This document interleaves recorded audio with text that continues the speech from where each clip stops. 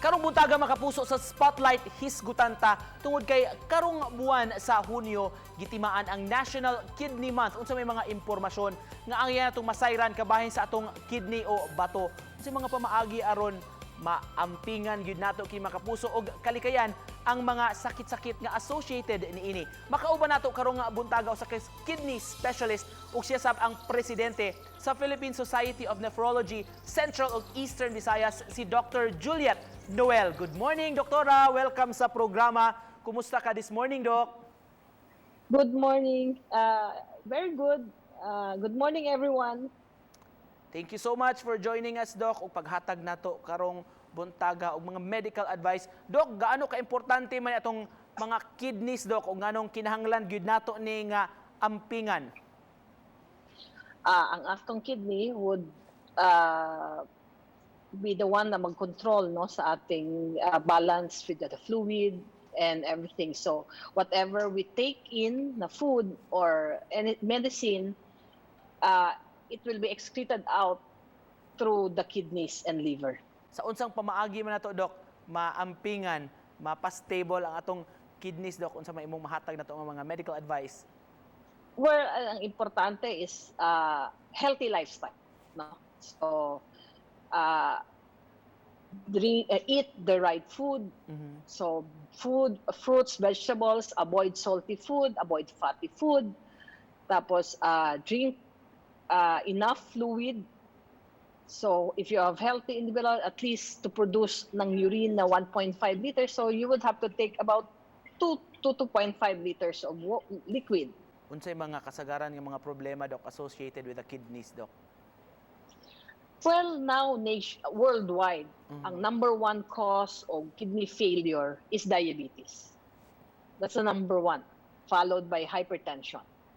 So ang problema sa diabetes, and sometimes taas na ang sugar, if you don't feel anything, dili man ka mapadoktor. So even patients who already know that they are diabetic, they will not take care kay they don't feel anything. So by the time that they feel something, it's too late when the kidney has already been damaged. So dapat early on, when you know you're diabetic, eat right, take your medicine, exercise, and see your doctor. Kining color sa urine, Doc, unsay doon ako yung mga timailhan, Doc?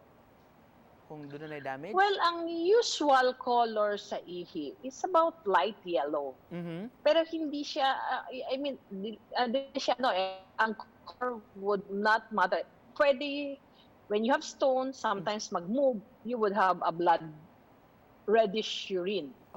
Or when you have yung sa mga bata na magkatong inflammation of the kidney, we call that glomerulonephritis.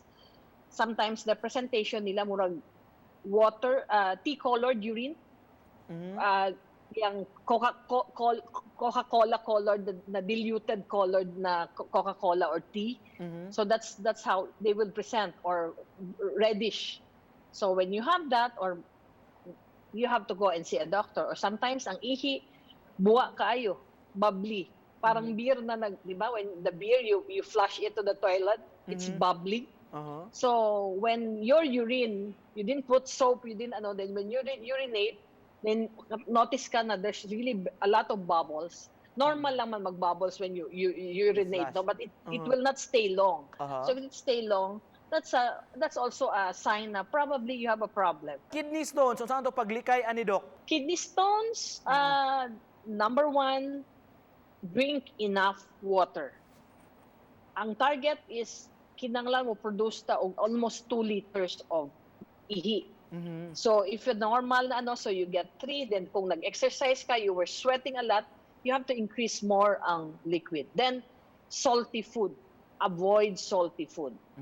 Doktora, in line with the National Kidney Month, unsa pay ubang yung mga kalihukan nga inyong gi-preparar, Doc?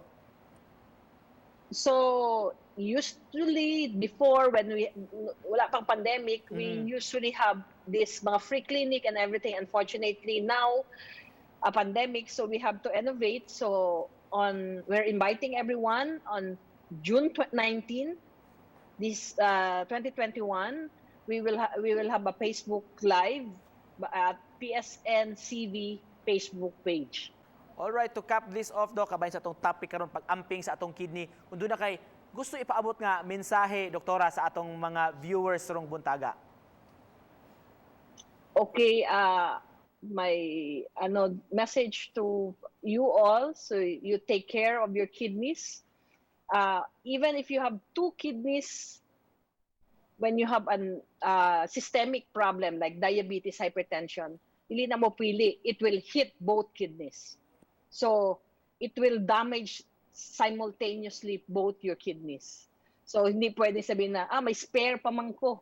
So will it can pwede nating can still eat. No, when you have diabetes, hypertension, it will hit both.